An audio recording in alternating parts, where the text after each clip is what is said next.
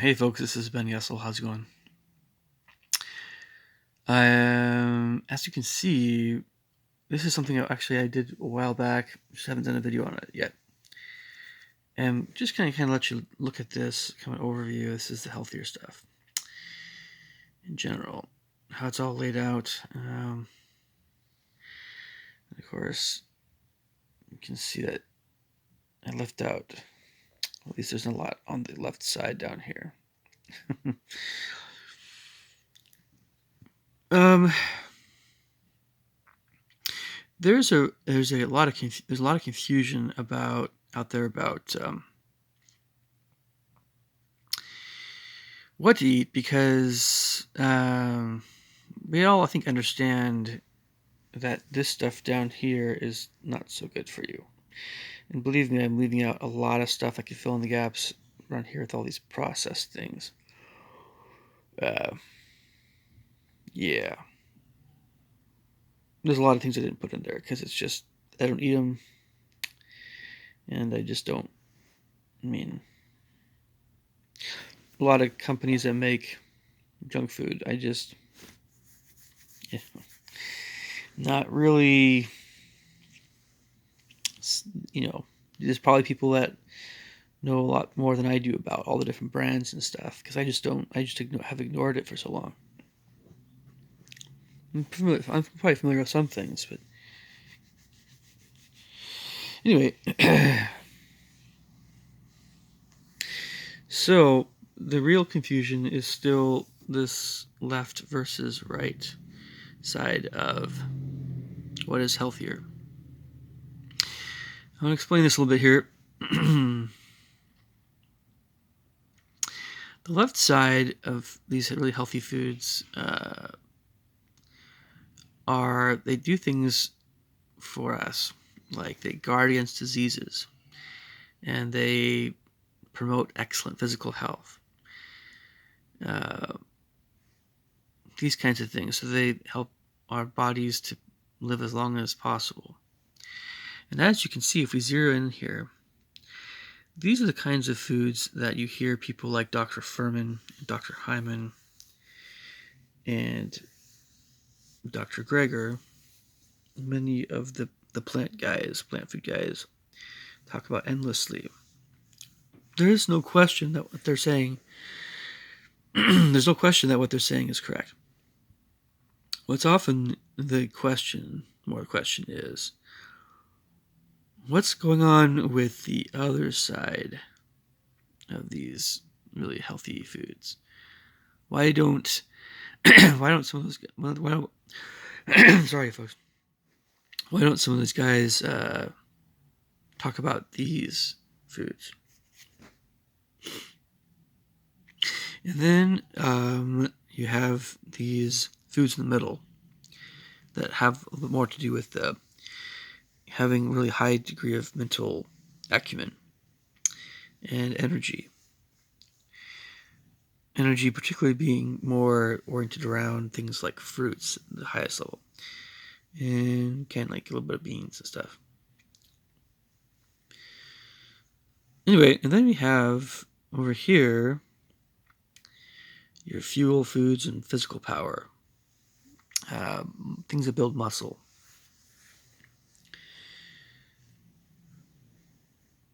So, the funny thing about this is that all these foods, particularly towards the left, if you want to have a long life, but these foods are the foods we should be eating, period. But in terms of quantity, if you want to live a longer, healthier life, you got to go to the left more, a little more. That's not to say that you should eliminate the right side at all. You shouldn't completely eliminate the right side of the paper. And then if you want a really buff body along with a lot of weight training,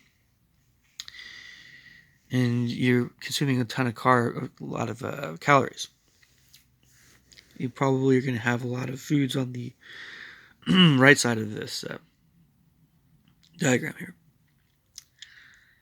Because as we know, the body cannot subsist on things like sorry, wow, something like a frog in my throat. Anyway, the body cannot subsist solely on things like Swiss chard, colored greens, and onions. Most of us need at least a fair bit more calories, foods that are more calorically dense. It's just more practical. Some of us don't live our entire lives inside a house blending things all day. So, yeah. So you guys can see this pretty clearly. Shall we go down? So these are the ones we should be eating. But if you want to be a really buff boy, some of this stuff, and if you want to live till you're 100, that stuff in particular. And if you want both, want to be both, eat both. But just keep in mind that maybe it's more of the meat, the red meat still. Red meat does not exactly promote longevity. In large quantities, at least. But there are things that are far worse than that way. So as we get down here, these kinds of foods tend to drift toward more the fuel foods, energy, fuel, whatever, and physical power. There's not a whole lot of less healthy foods, if any, that are just kind of mediocre or bad. That, I mean, you're talking about guarding against diseases and having excellent physical health. You're not going to find anything like that so much. Maybe a little bit of seafood that's high in mercury, and flax seeds has some estrogenic properties, I've heard. There's a lot of talk about estrogenic properties in foods, by the way. Folks, for most foods, they have both testosterone building effects and estrogen building effects. It's not like very lopsided for most plant foods. Soy is a food that I think still is pretty estrogenic, though. But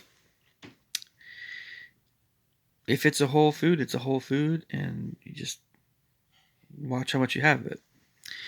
So these kind of mediocre foods are definitely grains and potatoes. Maybe potatoes being debatably the best one of this group, because quinoa, by the way, is up here a little farther with amaranth, buckwheat, that sort of stuff, millet. Yeah, I would still eat some of these here and there. They're okay. They're okay. When you get down to the poor and lousy range of this stuff, there's nothing wrong with a chocolate chip cookie here and there, or some black licorice, or even some chicken nuggets or a little orange juice if you can handle it. When you get down to the lousy range, pretzels, processed chips, French fries, soda, Coke, candy, donuts. It's not doing your body any favors at all. None. Zero. Zilch. Nada. Nothing. I actually saw a weightlifting weightlifting video where there's guys that were pretty darn strong. They were going to see how cheap they could go, or how many calories they can get, and how cheap they could go. So it's all about getting as much calories as you can get that they were going to burn from weightlifting, and how little they could spend. Folks, when you're as big as a boulder, or boulders stuck together, when you look like a truck, and it's muscle, that's Great. That's awesome. But when you require that many calories per day just to survive, you see what I'm trying to say here? I'm not trying to beg on the bodybuilders. It's just this is not something that um, we were designed by nature to do or to be like. It's kind of freakish, right? It's freakish the amount of calories that some people eat. It's not easy because it's not natural. I'm not saying it's bad. I'm just saying there's a reason why the vast majority of us don't look like that. We were not designed to be that big. When you eat thousands and thousands and thousands and thousands of calories, and you are very muscular, and you work out all the time, that takes up so much time in the day. So much time. Who has time for that sort of thing? The only people who have time for that are people that are dedicated to be as strong and as powerful as they can possibly be, as big as they can possibly be. And they have that's their main interest in life, or one of the I imagine they're often health coaches or fitness coaches or whatever, strength training coaches, whatever. Especially that last one. But that's their life. That's a lifestyle, and it takes a lot of money. Which one of us can pursue that kind of lifestyle without going broke? Well, you have to. What these guys ended up doing is they ended up um, having getting a whole bunch of pretzels. I think. Well, this one guy did. He got a whole bunch of pretzels and he got a whole bunch of peanut butter. I don't know how much other things he got. If you subsist on pretzels and peanut butter, that might work if you're in your 20s. It's not going to work if you're in your 50s or your 80s. It just isn't. So, I mean, again, my intention is not to pick on these guys. It's amazing how strong they are. It's mind-blowing how strong they are. But it's not, what it isn't, is it's not this over here. Some people wonder sometimes, where do I fall? Am I a vegan? Am I a pegan? Am I a paleo guy? Am I a vegetarian? Am I a whatever? Folks, I'm just trying to learn, like you guys, how to be a little healthier. That's it. But I'm also living a life. I have other things I'm doing, just like you guys. Just like you guys. Dr. Eckberg makes a lot of sense to me. Dr. Berg, somewhat, yeah. Dr. Barry, he's a little bit meat heavy, but yeah, it makes a lot of sense to me too. Dr. Furman still makes a lot of sense, especially if I want to live a long life. Do I think that he's a little bit off with the animal protein thing? Yeah, I kind of do, but only kind of, because it's true that when you eat less and you have not massive amounts of protein in the form of animal protein, that probably does prolong life. It probably does make you live a longer life. But you're not going to be as buff, or you're not going to be maybe as satiated. That's the best way of putting it. Because those animal foods definitely satisfy your hunger. And so no one wants to be hungry all day. But getting used to eating fewer calories and having a greater percentage of plant foods, that can prolong your life. But again, it's like you're going to be like kind of grumpy a little bit. Vegans they do pretty well because of how healthy plant foods are. But as you can see, and there's not, if you're talking about whole foods, because again, there's just nothing down here. If you want to talk about manufactured plant foods that are less healthy, well, are we talking like, is there something like, are there broccoli chips? I say kale chips. Kale chips, I didn't put them on here, but kale chips would still be pretty good for you because, they're kale chips. Come on now. you know, taro chips, or I don't know.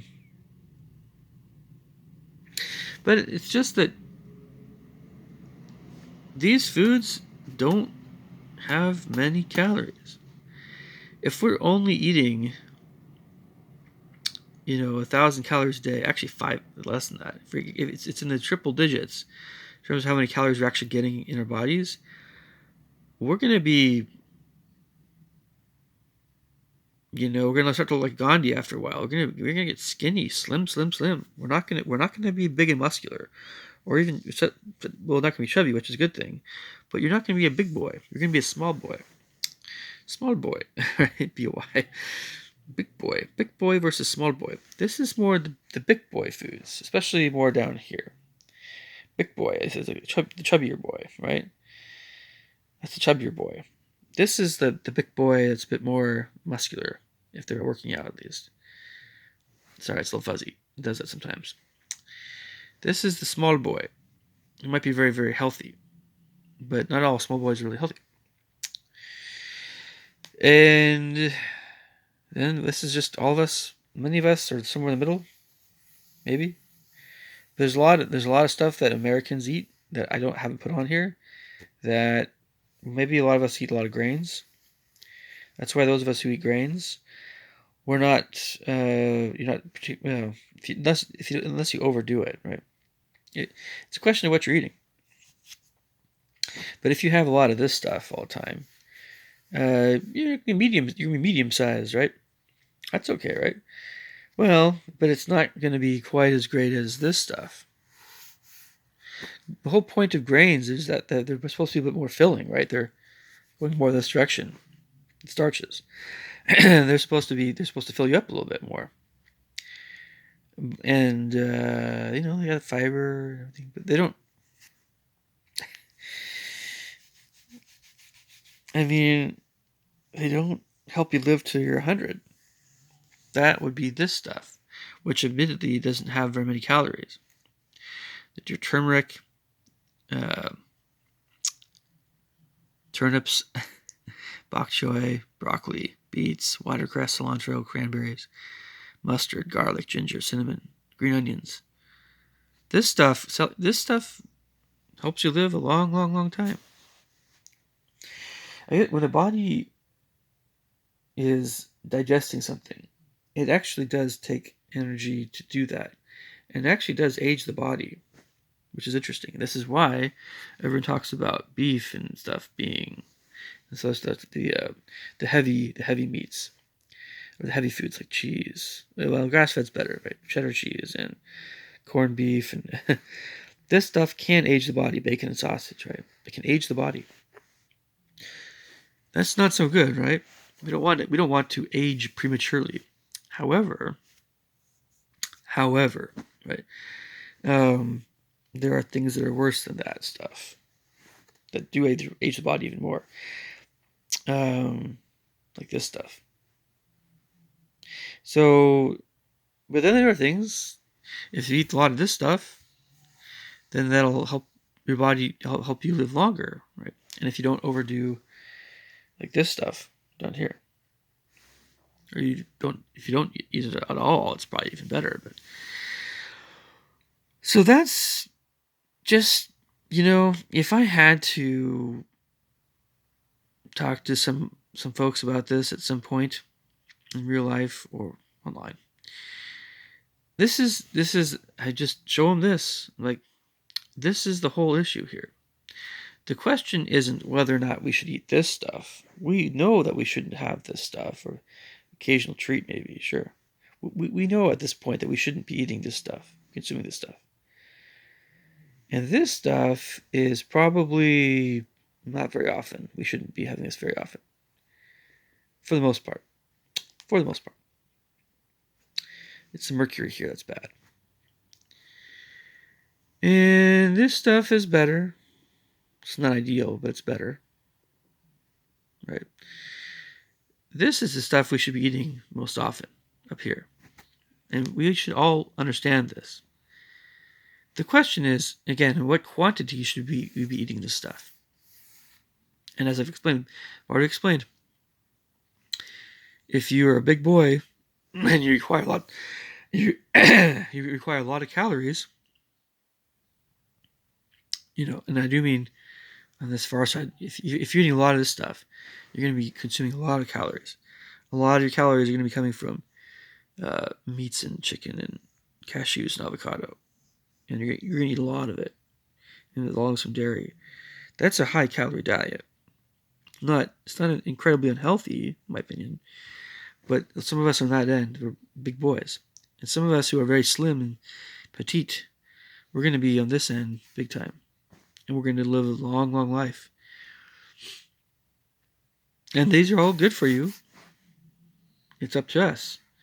If we want to be really, really massively big, hopefully we're working out. If we're not working out, it's not going to be good, right? Or if we want to be a little guy, skinny, slim, hopefully in shape, right?